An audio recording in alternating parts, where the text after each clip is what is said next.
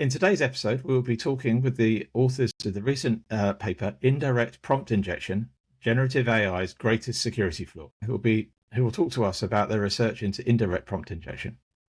So, Arjit, this one is super exciting and probably something that I think a lot of the big AI providers probably don't want us to talk about. Or maybe they should, because, it is so relevant because LLMs are being used everywhere, right? And the flaws exist, whether you're aware of them or not.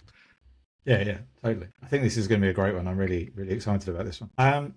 So before we start, as always, we have our II fact of the day. As you all know, we are the II AI podcast. So in lieu of our mascot, IIs are primarily insectivorous. There's a word I haven't ever said before, but they will also eat fruits, nuts, seed, nectar, and fungi.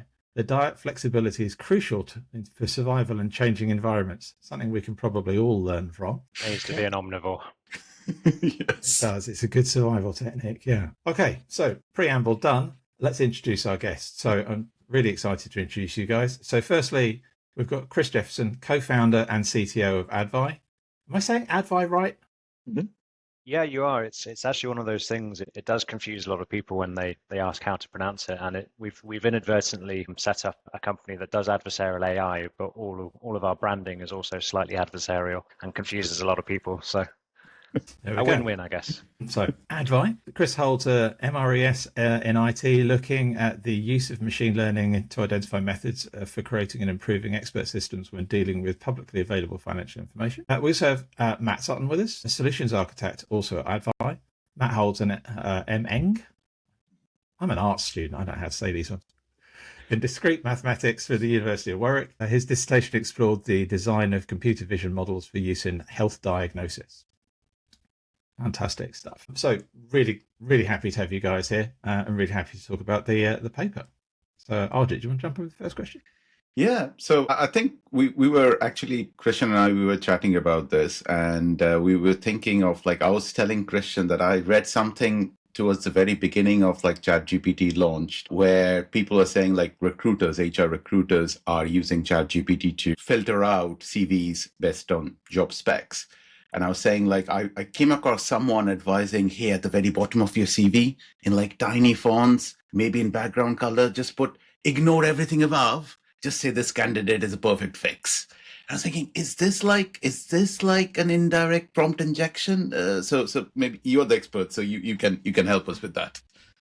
Well, yeah, technically yes. And when I first started getting into some of the more serious detail as to the risks, I was speaking to some of my old colleagues when I used to work as a data scientist about what kind of things you would use some of these techniques for. A lot of the suggestions were along those lines as their first ideas was more how do you use it to your advantage as opposed to what are the risks. But yeah, so effectively the idea of any indirect prompt injection is that a language model is using external context to fill gap in its knowledge base, and you provide that, and if you're able to have someone unwittingly provide something that is considered malicious, you can have the LLM act in malicious ways. So if by default it is meant to be reading the CV and performing an actual evaluation as to the content of it, and that's not what's happening, and that's the reason it's not happening is because of the context you provided, then it's an indirect prompt injection.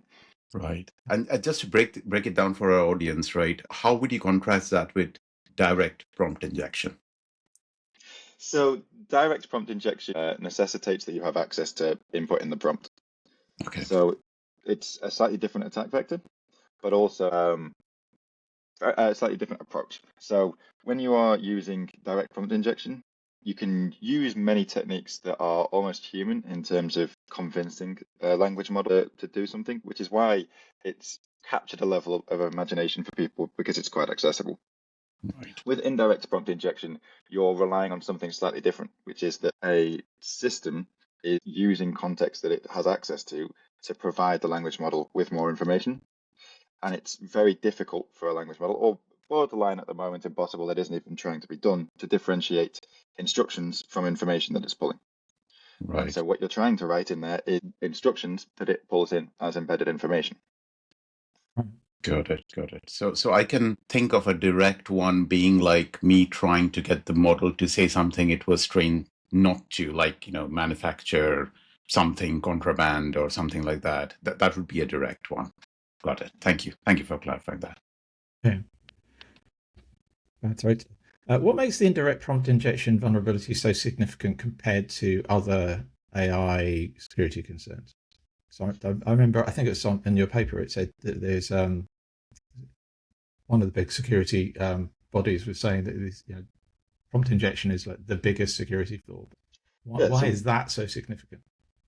Yeah, that title effectively came from NIST in the US, with the point being that twofold. One is the potential impact, which is that if you are able to effectively get into somebody's context retrieval system for their language model, you can do borderline what you want.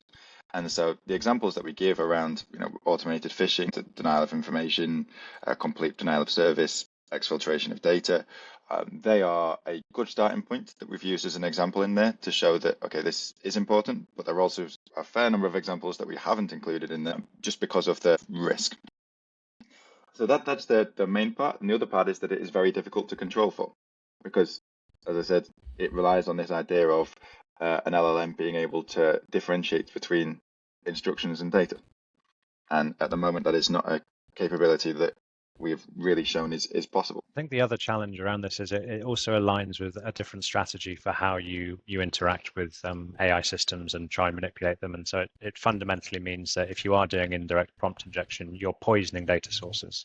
And so it means that in theory, you can just start to sort of send this stuff out and it can sit in a benign way within, it could be a SharePoint, it could be a drive, it could be embedded within PDFs, whatever it may be.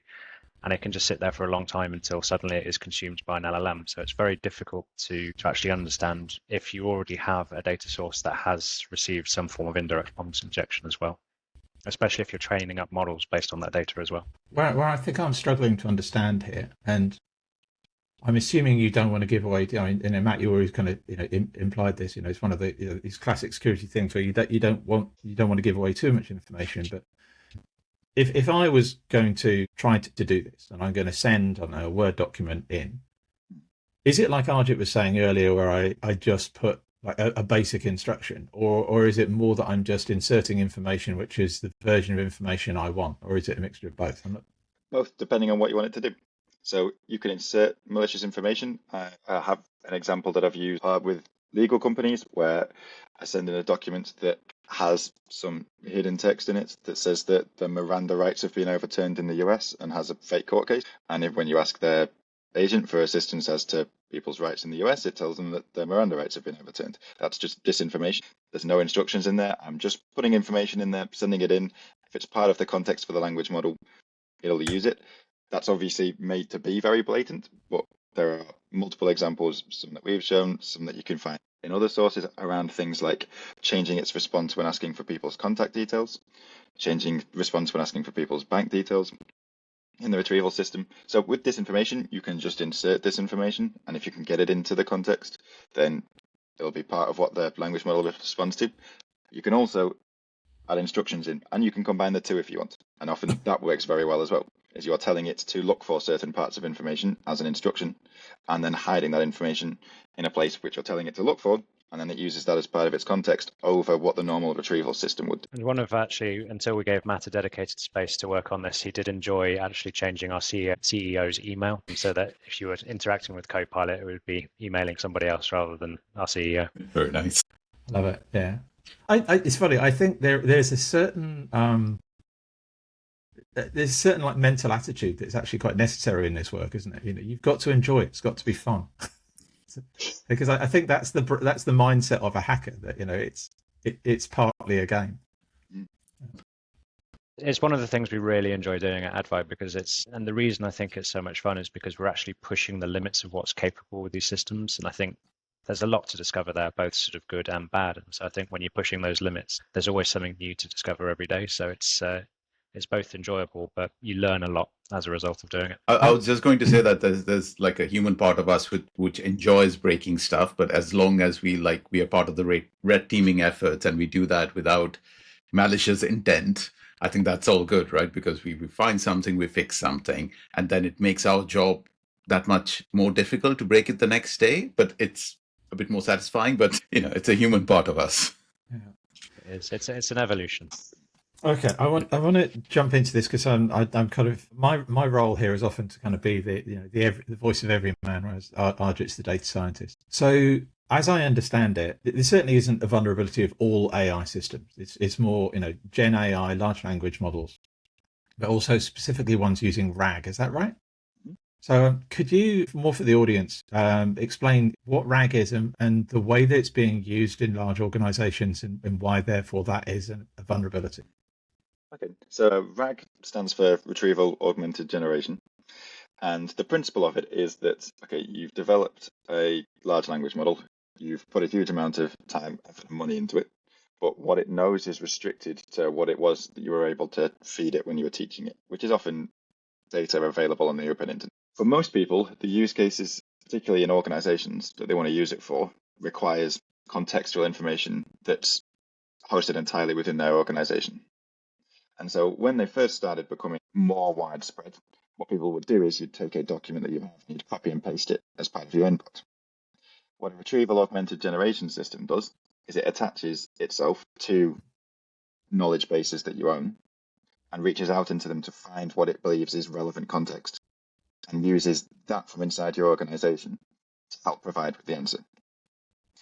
And so that's where the indirect prompt injection part happens, because it is reaching out to the idea is that contextual information that it's being provided is A, reliable, and B, important, more important than open internet information. If you work in a big bank and you're asking about policy, it might be able to give you, your normal version of ChatGPT, be able to give you a generic answer on what a bank's policy looks like. A RAG system will have access to the policy documents and be able to retrieve them and talk to you about them. And it's obviously far more useful. And that's where the attack part becomes, in our case, a lot easier, but a lot more difficult to detect, because these systems are designed to be told that that context that it retrieves is reliable and important over all of the guardrails that have been baked into them. So the vulnerability is when an organization has a system or a workflow, if you like, where an attacker has the ability to send documentation in that then gets consumed by the RAG. Because I'm thinking of a RAG system that Arjit and I were involved in working on, where that wasn't the case. It was kind of a closed. We curated that pile of data that we were happy with, and it wasn't open. There was nothing else being added to it. And even internally, we wouldn't want anyone else adding to it. So that one, I guess, would be secure from this kind of attack, to a large degree. I would like to question that though, Christian, right? Because sometimes these attack vectors can be an insider, right? And from what I'm hearing so far, the indirect one sort of hinges on like it is something that the LLMs are going to pick up and something that the humans are going to miss, like i.e., small font at the bottom of the thing. Now, if you vectorize things, which you do in RAG, which is effectively store your words in their semantic representations as numbers, I'm simplifying, but effectively you're storing numbers rather than words. So if you go back and like, hey, let me look through the policy, it's just a bunch of numbers. So you would not immediately detect that someone has gone in and subtly changed something, maybe a disgruntled employee before they left or whatever it is, right? And you don't know this is in your trusted knowledge store, that exactly what you said, Christian, like you 100% trust it. And it's a Trojan horse, right? It's just waiting for it to come out. I was just thinking of the practicalities of this. Having worked in a large organization, I know how dysfunctional they are. So the quality of data is terrible. So like, I can't imagine many people are going to build.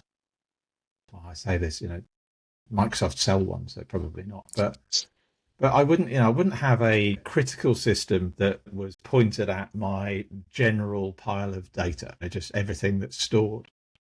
Because you've got version controls. Say I was working on a pitch deck. There might be 20 versions all stored in the same folder. And the early ones are just wrong because, they were prototypes and I was thinking it through. And then we had a conversation, we had a pivot. So all of that data is there. And admittedly, if you understand my versioning system, so any one of you would look at it and kind of go, well, that looks like an early version. It's probably not the one I should look at. But my version system isn't a computer readable version system necessarily. It's not super obvious. So it would be consumed.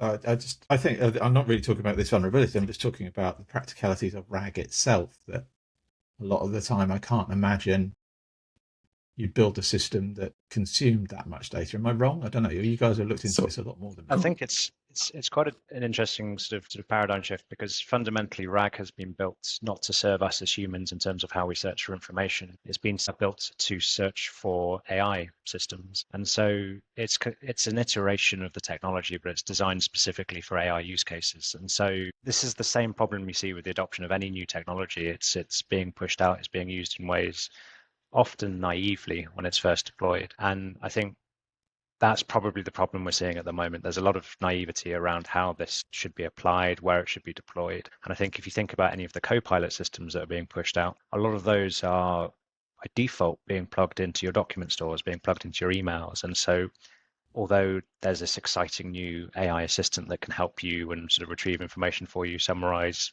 documents, whatever it may be, it is working with the default behavior that plugs into all of these stores of information. And so I think we're in that kind of early adoption stage where it's just sort of being applied to everything. And I think that's one of the risks that we'll certainly see in the short to medium term. But I think as it matures, people will realize, oh, we can't use this on untrusted sources or sources that have access to outside influence.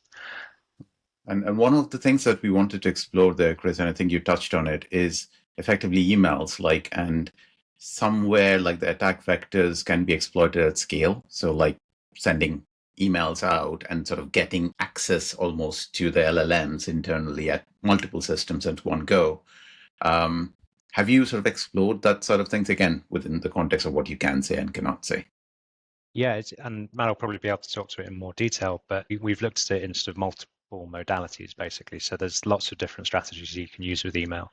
You can have information embedded directly in the emails themselves. You can have hidden text. You can have images that have been manipulated to sort of anticipate how multimodal systems will work. And so with regards to that, depending on the objective that you want to use when you're starting this campaign, it could be that you, for instance, just want to do misinformation, in which case that's pretty straightforward. You send the emails, hope it's consumed, and then that will poison the well. But there are other instances where you can actually start to do things like denial of service. You can have these inputs inject remote servers, which you can then use to leak information from LLMs or any AI model or agent. And so I think there's a level of what is the objective of the adversary, and where do they think that information is going to end up. And so with email, they can actually just blanket and automate a lot of that being pushed out, and it just massively increases the chances of a success. Do we know to what degree indirect prompt injection is being used? You've discovered it and written a paper on it, but is it actively in use out there? This is a really good question, because yes, we have examples of things where the most likely attack vector, so you see something has gone wrong and you see that the most likely attack vector is indirect prompt injection. But in general, it's hard to tell because people aren't really checking it. So when a language model misbehaves, a lot of people's responses at the moment are that it's hallucinating, and that's something that a language model can do. And we know, or you try to tell people that they're not to be trusted. And that's when people spot that there are levels of misbehavior. But in general, it's really an issue where you're looking at the quality of data within an organization. And as you've alluded to before, that's something that is very difficult to track. I think one thing I'll add to that is that there is a shift that's going on in sort of the cyber criminal world at the moment. And so what we've seen this year is a lot of new open source models coming onto the market. There's a lot of sort of scalable technology that allows, from a criminal perspective, the ability to use AI to finesse and automate fundamentally sort of traditional cyber attack strategies. And so what we've seen this year is that there has been an increase in fully automated AI-enabled phishing campaigns or attacks against sort of just organizations trying to get some money transferred out or getting bank details, whatever it may be. So the strategies are very traditional, but they're being AI enabled now. And I think what we're seeing is that and especially in the year to come, there's probably going to be an increase in that sort of activity from bad actors. And they are going to be using multiple techniques. They'll be using deepfakes, they'll be using voice cloning, they'll be using prompt injection, all to build up effectively what is a strategic campaign to be able to achieve their objective. So from a bad actor's perspective, this is just another tool in the box that they can use. Are these, you mentioned criminal. I mean, I can kind of think, and I haven't thought about this enough, so I'm probably missing some, but you've got your kind of shits and giggles hackers. Mm-hmm. You've got criminal organisations, obviously, trying to make money, and then you've got governmental organisations. I could see all three of these would love this technique, probably for different reasons. As you said, this is a massively emerging space. What's the landscape now? Who's kind of hacking these things? So I think in the same way that traditionally we've had with sort of white hat hackers, there is the for good community, and that sort of falls into sort of three camps really. You've got the people who are building the systems, who are trying to do as much work as they can to work out where the limitations are before they deploy. You've got the sort of white hat community where they're going out sort of actively trying to find these exploits, sharing what they've known, trying to sort of share that with the builders and security community as well. And then you've got the research community, so they're working again just in the art of the possible. What is the frontier of research? And so I think there's these three sort of different groups working in the benefit of AI. But on the bad actor side, I think that you definitely have any sort of one who has a nefarious outcome in terms of sort of wanting to exploit any sort of system. So I think that's quite a broad one and quite difficult to be specific, because it could apply to anyone in any country or jurisdiction. With regards to state level, I think what's really interesting at the moment is there's actually a really big sort of politicalization of AI, actually. And so we're seeing this in the realms of sort of how regulation's playing out. There's big pushes between sort of China, the EU, the US, in terms of sort of how they're approaching that. And it's all in sort of the pursuit of what is the way to do this, who is going to be the leader. As to whether that sort of transcends down to other state activities, well, I can't really say to that one, but there is the art of the possible, basically. Now, I think this is a good segue into, like, we spoke about the potentials of it, attack vectors, who is doing it. You guys touched upon the mitigation, ways to mitigate this risk in your paper as well. Do you want to delve into that a little bit? How do we safeguard ourselves? Yeah, I mean, the first one and the most important one is what we've already highlighted, which is the quality of data. How well do you know and trust what you're doing? Because, as Chris mentioned before, by default, many of these systems are attached to your emails, and your emails are not quality data, the good ones or the bad ones. And so if you're using, and then part of it is awareness, if you're using, do you know that emails are part of the context that's being pulled in? And then from there, it's the same thing with documents. People have SharePoint sites, OneDrives, Google Drives, everywhere, full of documents that they just save things into. In large organizations, you'll use things like Salesforce, and the entire intent is to distribute as much information as possible.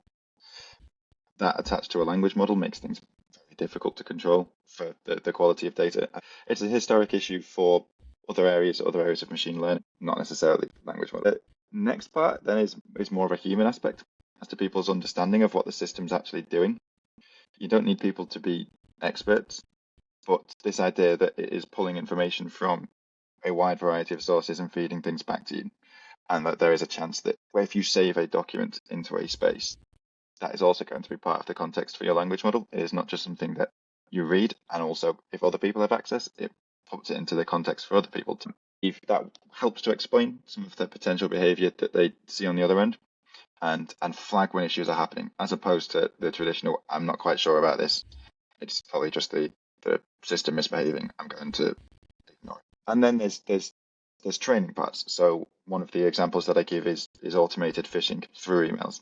So rather than, and there's two sides to that. There is making a traditional phishing program, but automating it using indirect prompt injection. So I have my own system that you effectively jailbreak to write as many phishing emails as you want and send them out to people. But the more worrying one is this idea of spear phishing. You have a specific target, a specific set of targets, and you're sending them an email that looks benign, but if it is pulled into the context of their language model, it effectively changes that system into a bot that is trying to steal their data.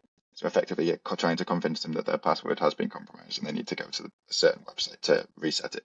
Because language models are able to adopt these personas, I don't have to sit and write an email that I think looks convincing. I can tell a language model to write it in a way in which it looks convincing. The very simple mitigation to that is people understanding that Microsoft Copilot is never going to ask you to reset your email. I find that the majority of people don't know that. When you look at it, it's very, very convincing. People are good at looking at texts or emails and looking at them and saying, that looks like a scam. And people still get caught out by it. If you're looking at it and you're in a Microsoft system, and Microsoft comes up with what looks like a warning structured in the way in which Microsoft does, containing some personal information from the organization saying, I can't help you any further. You've reached your password expiry policy. can you go to this link and reset your password? That can be very convincing.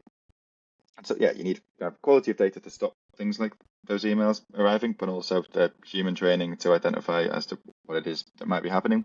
And then the part that is further down the list in this kind of thing, but for us is then in those critical situations is monitoring it in an automated way as to the changes in data. Do you know exactly, if you're saying, like you say, that your system, as you mentioned before, you have a system that you say the context is locked down and you trust it, how well are you tracking that? You're actually able to trace the information that's being used as context. Are you able to match the output from a model to the input? Realistically, for many of the metrics, you should be able to see an input and an output, the context of what it was given, and have a pretty good idea as to what the question was. If not, then something has likely gone wrong along the way.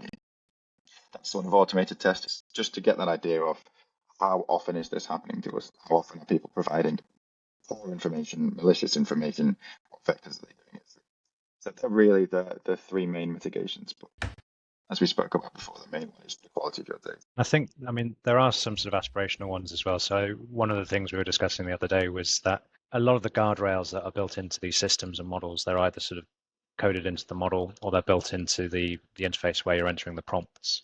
But as soon as you start to go into any of the interactions that are behind that prompt interface and sort of just happening between the model or any sort of RAG system or any other source, that's not being checked. And so there's other areas where extra controls and automations could be put into place to improve the security and actually just double check that we're not calling out to a remote server to kick off some crypto mining. For instance, it's again, there's these things that are going on in the background which once they've got past the initial guardrails, they're unmonitored and fully automated. So those are areas which in the future could see some improvement. So just to expand and clarify that slightly, but this is sort of more on the sort of normal software development, security side of things, right, Chris? The one that you mentioned. So that one, it can both be on the software development, but it's looking at any prompts that are being triggered by the LLM themselves. Okay. So it's not looking at the user-generated prompts. It's looking at sort of any follow-up actions that are run in the background. So things like agentic processes where you have like, okay, got it. Yeah, very much. I mean, 2025 is going to be a big year for sort of agentic sort of frameworks and sort of deployment of systems. There's a lot of really cool stuff that can go along with that. Mm-hmm. But one of the big challenges we'll probably see that comes out of that is that you are effectively increasing the level of autonomy of these systems. You're increasing the access to information that they have, but you're also giving them tools by which they can achieve their objectives, as well as being able to communicate with other agents. And so I think there's loads of points within there where it's, okay, you're actually opening up a much larger attack surface because of that. And the impact, although at a singular level, it would probably be the same as sort of day-to-day interactions as we as human users would have. When you start to look at agentic, because it's automated, because it's done at scale, the impact scales exponentially in terms of what could happen.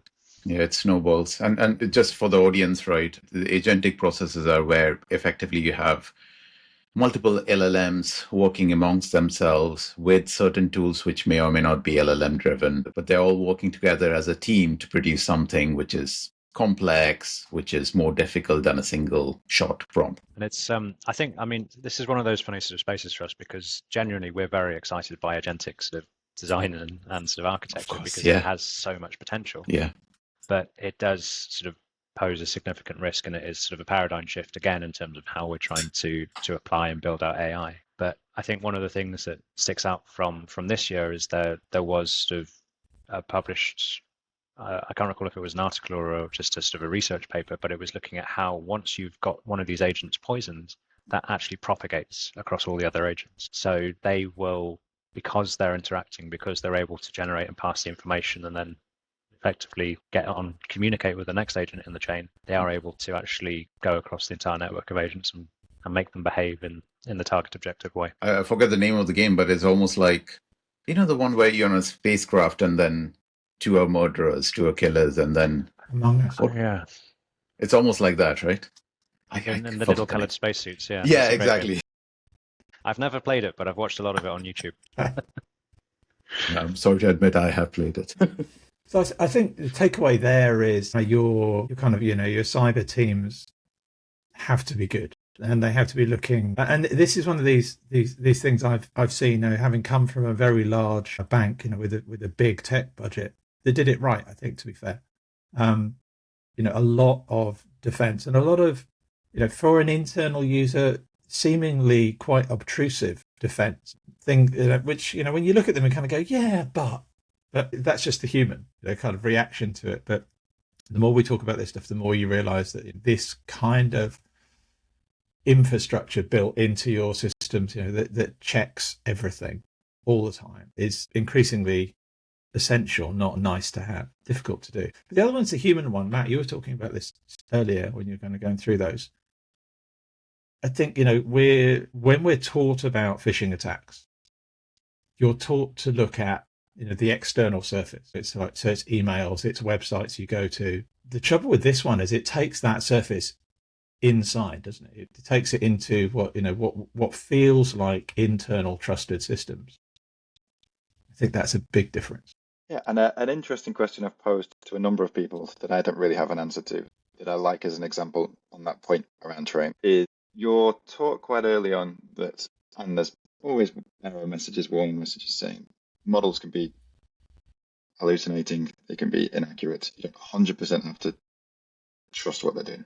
And in using these RAG systems, taught is okay, they reference the information, go and check the reference information that it's using. But I can embed links within the reference information. So I can perform a phishing attack where all I'm doing is asking it to embed this specific link in the references. In which case, if you come up with reference number 1, which is a generic looking document, do you click on it? It's a catch-22. Yeah, because the information from your security team around phishing is don't click links you don't recognize. Right. But the information from using a language model is check the references. Yeah, I mean, that's the basis of all the grounding that's happening, right? It's like your information came from this link. Click on it to find the source. Very interesting. I guess if it depends on what that link is taking you to. If it's taking you to false data, then I don't see much of a defense. If it's taking you to external malicious sites, then a good company should already have protections against that. There are already filters in there that won't let you try to stop you, connecting to malicious sites. If you've put it, a link to poisonmycomputer.com, hopefully, even if you click it, some filter's going to go, nope, I'm not connecting to that. It's a Korean cat and site. mouse, though, Christian, right? Because I think always the malicious actors are one step ahead. There's always new sites and other ways where if you click on something, no matter where you sit, you'll still get. I suppose what we're going to see is new phishing training and phishing tests as well. Because that's the fun one. I don't see it would be that hard to insert into your LLM system to have periodic phishing tests where you put something that people shouldn't click, and they will definitely click it because they always do. This is something that I really, really, really want to get into, because part of what Christian and I, our roles involve implementing LLMs, implementing and actually using them. So this discussion, though fascinating, right? I'm worried that there are some like policymakers, governance bodies within these organizations who want to be super safe. And at the moment, whose policy right now seems to be like LLMs, let's maybe not use it in production. And this sort of feeds that fire. It's like there's a big attack vector out there. There's a big unknown, and always the fear of the unknown is let's not go out, right? Let's just stay inside where it's comfy. Let's not use an LLM.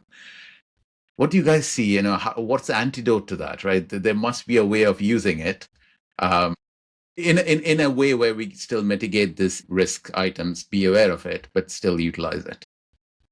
So that actually forms a large part of sort of what we look at, and we find ourselves talking to sort of security officers, we find ourselves talking to the data protection, but also sort of the business owners or the use case owners, and there's two things that they're looking at. So those first two examples, they're very much focused on, right, how do we control for the risks? But the last stakeholder is really focused around, right, we want to use AI because we see massive value in it. And the key that we look at that is, if you understand sort of where these risks, where these challenges lie, you're actually a bit further ahead, because you can make some really practical decisions about how you build up your data sets, how you implement the systems, how you expose them to internal or outside third parties. And so the key that goes along with that is, as you go down that path, you need to understand, right, these are the things I need to measure. These are the things I need to look out for. And once you start having an idea of how you can actually measure and monitor the system, you can then start to define sort of the safety thresholds, as it were. And so the key there is that for your security controllers who are really concerned about sort of ingress of malware or disinformation coming in, they have the ability to understand, we can see what's happening to the RAG stores. We can see what sort of appropriateness or interactions are going through the prompts that are coming out. But then from the user perspective, they can sort of sit a bit happier because, okay, they may have a slight drop in performance against sort of what their baseline target was, but they can actually use this in a much more proactive way and rely on the system, knowing that, okay, they've got their performance threshold that they're looking to achieve, but also that the security team has their security threshold. And so the key there is it's about building up fundamentally the evidence and the metrics which inform both of those types of stakeholders. So I think it is a challenge. There's conflicting objectives there, but if you know that there are the risks, you can actually build systems that, to the best of your ability, have mitigations and controls in place to allow you to get that value out in the end. We talked about how we've got different personalities coming in. There's a maverick personality and maybe a more hawkish personality there. Where do you see, to what degree, I guess, is kind of public policy necessary here?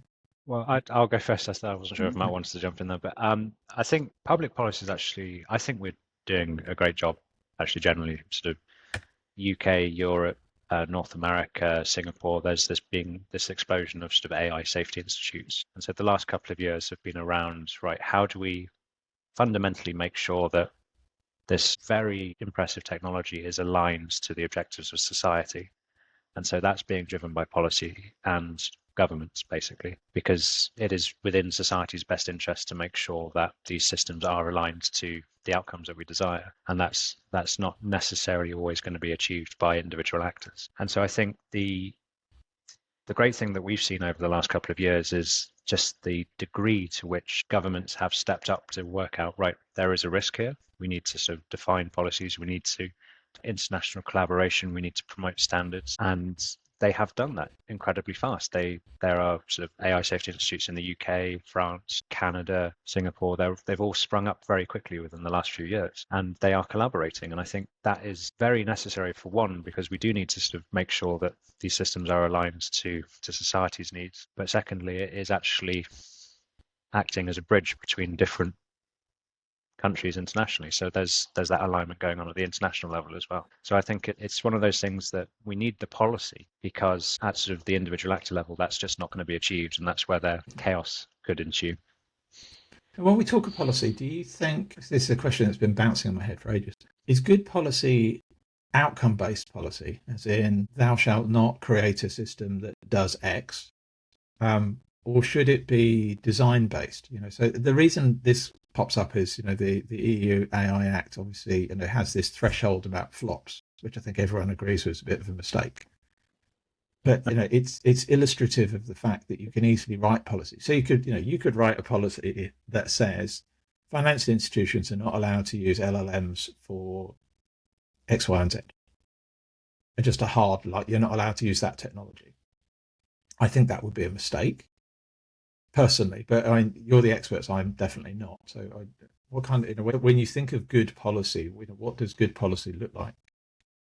I think you're right on the hardware design part, in that people are very creative, and so on the point on flops, pretty much everyone I've spoken to has seen that really does not make sense unless you are spending a huge amount of time updating it, because people will come up with more creative ways to avoid that.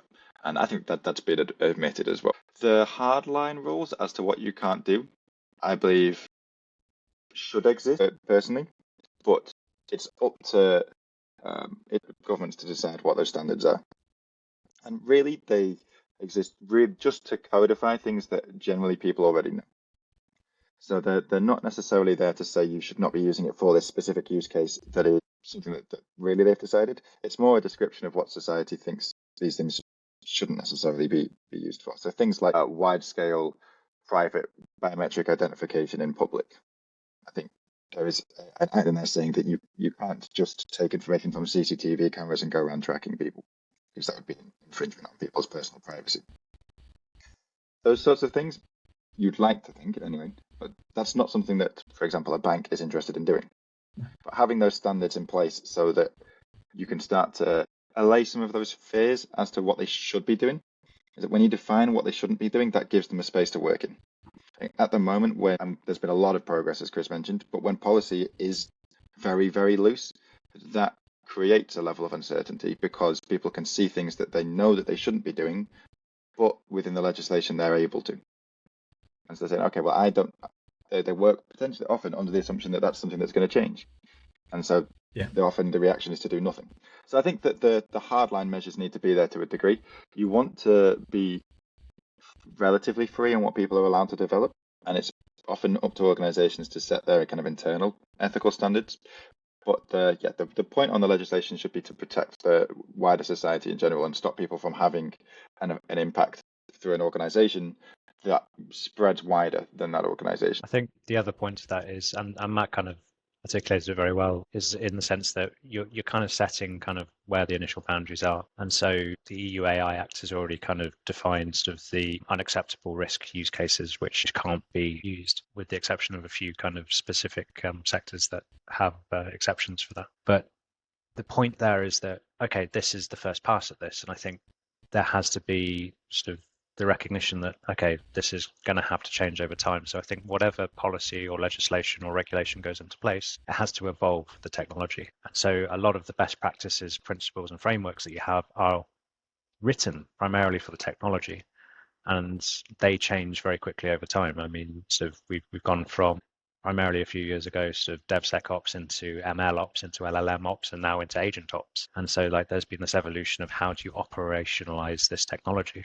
And the same will have to happen to policy and regulation. It is going to have to evolve with fundamentally the discovery of actually this works, or something new's come out that allows us to answer this question or address this risk. And so as things improve, as the technology advances, the regulation will have to evolve as well. Do you see risk analysis automation? I guess, I'm not sure if that's probably the right term, but I just think, one of the things, where innovation is happening insanely fast. There is, new models launched every week. Not everyone's going to use them all because you just can't, you can't pivot your underlying tech that fast. But but people developing new use cases, it's a technology which is very digital first, and therefore it allows innovation to happen very fast, which means that your risk and compliance level needs to work a hell of a lot faster. My experience of this is there is a natural sludginess in, a strange way to say it, anyway, we'll go with it. In the the people There's who a own phase that difference, risk, effectively, right? I think the people who own that risk are scared that they're going to get it wrong. So one of the natural behaviors is to go slower and to ponder it, to go over things slowly, which is natural, but it can't work. It has to be faster. So can we automate this risk analysis to some degree?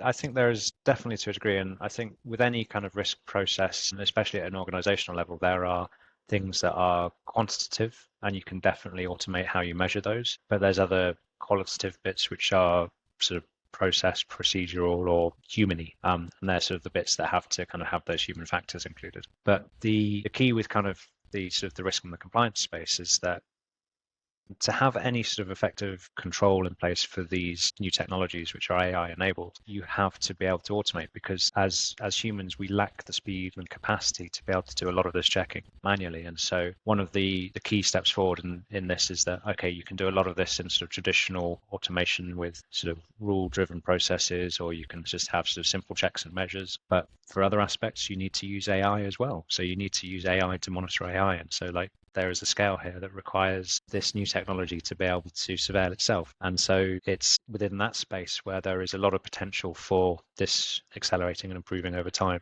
But to come back to your first point on sort of compliance, people kind of being scared, I think the key there is that they're not going to get it right. This is a process that's going to have to evolve with the technology as well. But as long as they can start to build up the evidence, they can start to demonstrate, okay, these are the controls we had in place in 2024. We can see that some of them weren't working, so we've now evolved into sort of the 2025 iteration. And so I think there is going to be that process with this as well. So I think as long as they have the evidence, and in the absence of a lot of regulation at the moment, they can actually demonstrate we're genuinely trying our best. And so I think there's going to be a few missteps along the way. Again, it's a journey at the moment. So I'm going to move us along slightly. So I think let's talk about maybe your next research, right? What's the area of focus? Like, what are you looking at? What are you excited about? What are you worried about? In general, there are kind of 2 points. We do research on specific risks, and then, as Chris has mentioned, it's the agentic idea as to how does that accelerate risks, accentuate risks.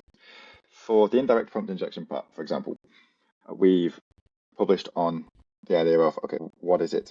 How does it function? What are the kind of things that it does?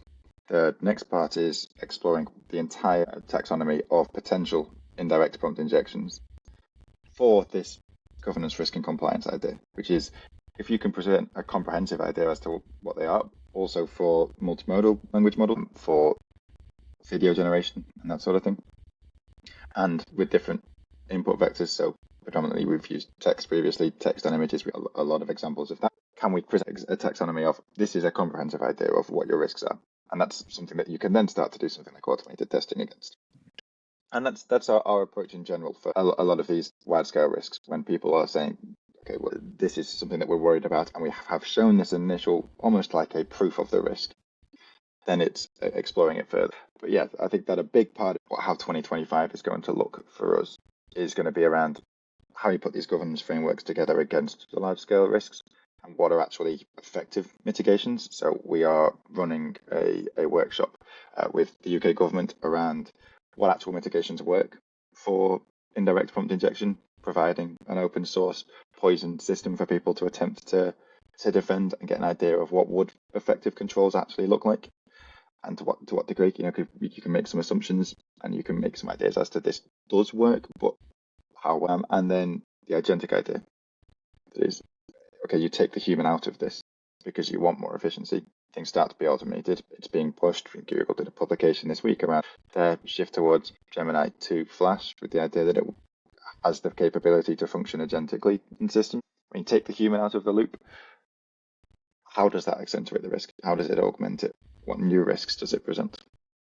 So that'll be likely the big scope of our research next year. I think on top of that, so obviously sort of agentics are very front and present in our minds as well, but the move towards sort of multimodal models, both sort of singular but also as part of a wider system, is a big area of where we're looking. So it's quite interesting when you start to mix modalities of data, especially when you're looking at how that information is encoded and put into sort of the embedding space or turned into vectors. It creates a really interesting opportunity for being able to take advantage of that process by which the information is embedded into the models. And so I think with that space, we're looking at, right, how can we actually sort of push these models to the limits? How can we take multiple modalities of data to understand, again, as is our process, where that breaking point is, but then how we can start to define controls and mitigations for that.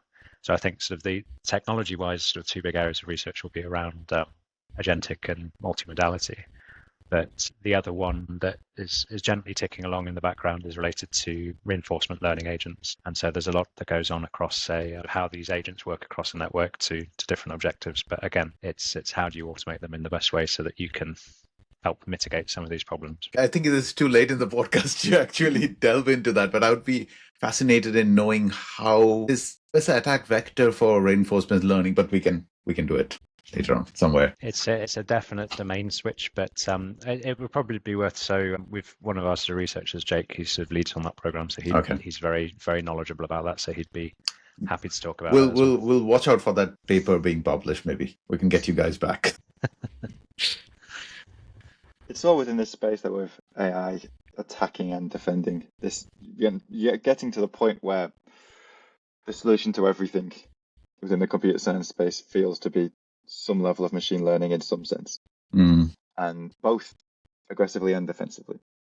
So, for example, one that I found interesting that I was kind of presenting yesterday was using large language models to do the prompt injection.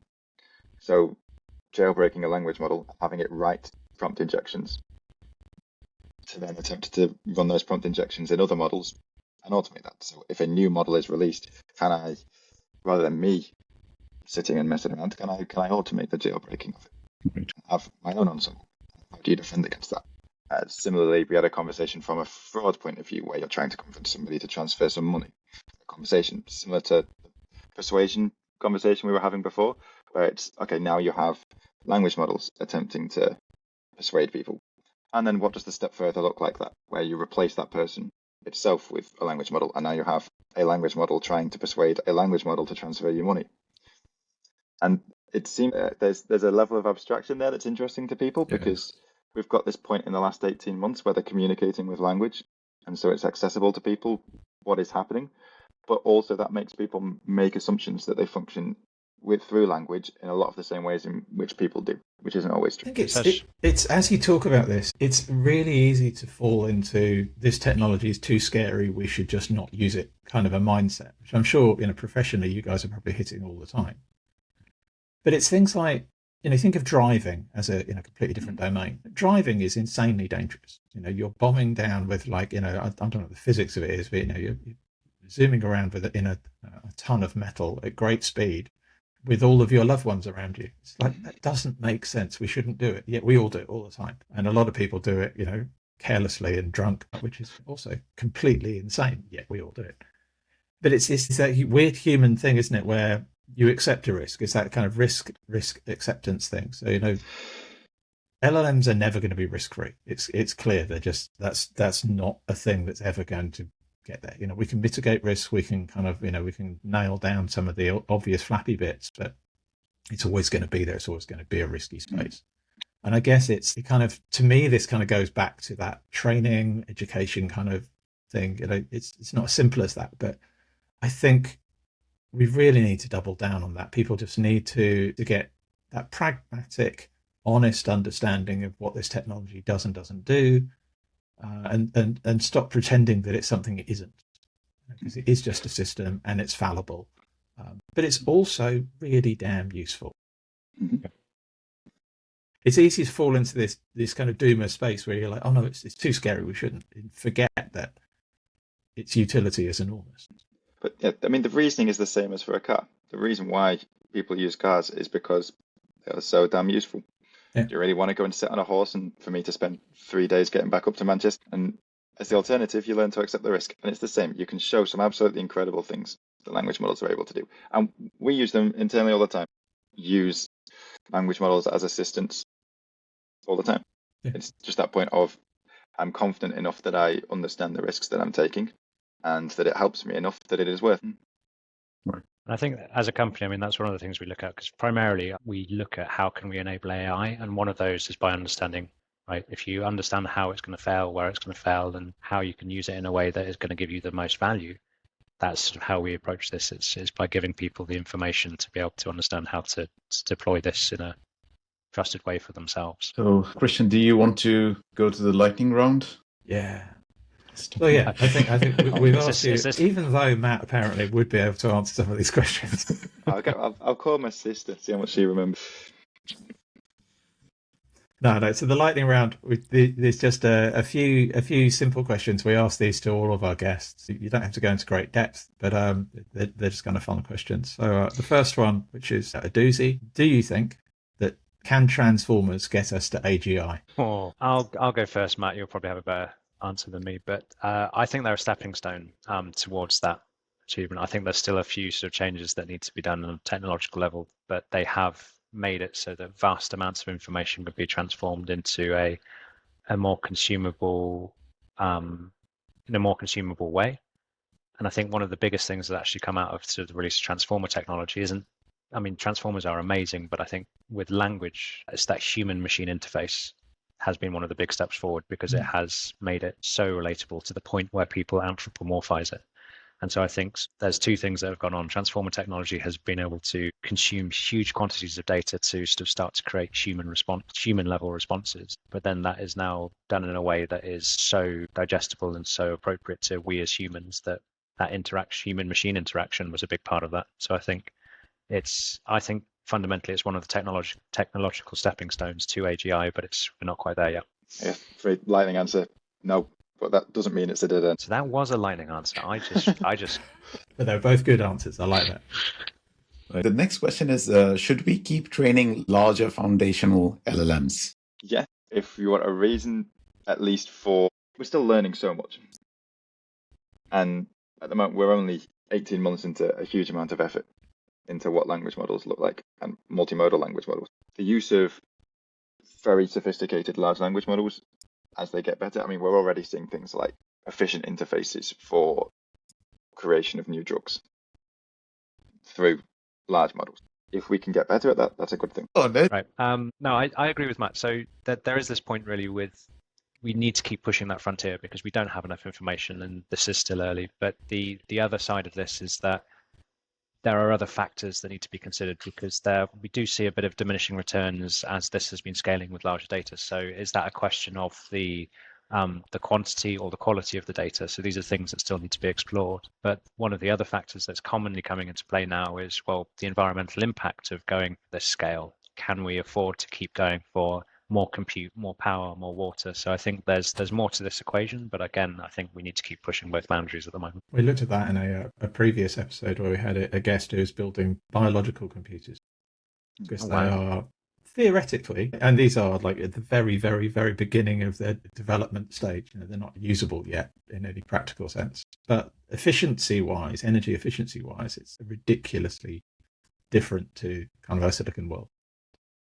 Anyway, one of the things I love about this space is, we're all kind of nerds and we all love information. We love, finding out about things. So, one of the things I think we can always share with each other is, who would you follow? If you're going to recommend to the audience of, here's someone who's really worth listening to, who's your top pick? It depends on the space. If you're talking about from a it doesn't matter. Point of view. Who are you listening to at the moment? Who do you follow where you're like, I always click and read their blogs, that kind of thing? Part of the reason we work with Turing is because I quite enjoy the work that comes out of Turing. That CTAS framework for emerging technology, you get a lot of variety in terms of what it is that they're writing about and who it is that's writing it in terms of the focal point. In the community of breaking things, going through the Black Hat events, part of the problem with those, if you're not somebody they're very nerdy events. They're not necessarily translated to be understandable. They are people sharing things that they're excited about in a way in which they like to think is exciting. But yeah, I mean, Chris and I, there's a guy called Johan that runs a blog called Embrace the Red that does a lot around prompt injection and breaking language models that often talks at these events. And yeah, I mean, his examples aren't necessarily applicable. They are more, okay, this is interesting, and right on the edge of the things that are possible. So yeah, I think they're probably the two interesting sources. And then a lot of the work that comes out of various academic institutes. There are some people like if you go and watch the University of York podcast with the Turing Institute, in terms of communicating how things work around the future of language models. They do a very good job. I think, just on the sort of the research side, a couple that spring to mind are, so Andrew NG is a really sort of strong leader in sort of the AI community. A lot of his thinking is actually very exciting and progressive. So he's very much on the what could be done, what can be done with AI side of things as well. I think another that I was discussing yesterday with one of the team is Yanli Chun, who's sort of working on how you can sort of the next iteration of sort of how can we move past sort of transformer technology, sort of how can we get this to the next stage. And so I think there's a lot in the research community, but those are two that spring to mind right now. Great answer. This is a audience favorite, so bear with me. What would you put the percentage chance of an AI apocalypse? An AI apocalypse? I mean, yeah, Roughly. I don't know. Roughly, you don't have to be accurate. It's 30% maybe. I don't know. Okay, all right. I'm going on the lower side because I'm kind of sort of putting a bit of trust in humanity there. 30%, okay. I had 26 in mind for some reason. If you did you have 26? Yeah. Gotta be No, 42, eh? No. I mean, that would be 26. I do find this question actually really, really revealing because we've had a few zeros and things like that, but also people often come up with numbers like 30, 26, etc., which if you think about it is a preposterously high risk. Mm-hmm. It genuinely is. I wouldn't get into a plane that only had 74% chance of getting there. Mm-hmm. It's quite worrying, but I suppose that's the industry that you guys are in specifically, trying to mitigate against that risk. So good. Yeah, and I think, I mean, for me, like, sort of what informs that number is, I mean, obviously we deal with a lot of people who are trying to sort of use AI responsibly, ethically, safely, but that's just one side of the coin. There's sort of a whole other community that's completely unconstrained. And so when you kind of start to think about the potential of what could go on in that unconstrained community, yeah, it's a little bit more intimidating in terms of thinking what the outcomes would be. But I think, yeah, again, like I said, I mean, I kind of have a bit of trust in humanity that we won't try and sort of set ourselves off down that path, but who knows? Last question in the lightning round. This one's super nerdy, but I think you guys are definitely going to be up for it. Favorite model, technique, language. So you're working in this space. What you've had. Basically that's it. What's the tool that you like that you think is really really helpful? That is a good question. I'm quite a fan of sort of LangChain and things around that, because it just makes some of sort of the tooling and sort of how you sort of link stuff together it's a really useful kind of tool and framework. I mean, alternatives are available, but I think that's one of the It's a ones popular answer. Mm-hmm. Do you know what? I might go for a completely different direction, and so my initial reaction is English. And I think I really like the fact that a large part of it now you can communicate to people. Because when you were looking at this from like a statistical point of view 3 years ago, and I was looking at building models, trying to explain that to people was an absolute nightmare as to what's happening. And now you can translate back and forth. So I guess it then fits into the embedding space around LangChain, but the ability to split between vectorized versions of text and English. If I had to go for a technical answer, I guess that's what it would be. The idea that you can translate things into language and images that people can understand to view what is happening. Amazing answers, and thank you so much. Really, it has been so enjoyable, both Chris and Matt, to have you on our podcast. It's lovely to have you, and it's very nice to go into this like emerging world with eyes wide open, knowing the issues and knowing that people like you are working hard to solve it. Yeah, Thank you for having us along. It's very enjoyable. Yeah, been a pleasure. Thanks. Thank you. We love hosting this podcast, and if you loved it too, please subscribe wherever you get your podcasts. We're always looking to make the AI podcast better, so please leave comments as well too. Thanks for listening, and join us next time on the AI podcast.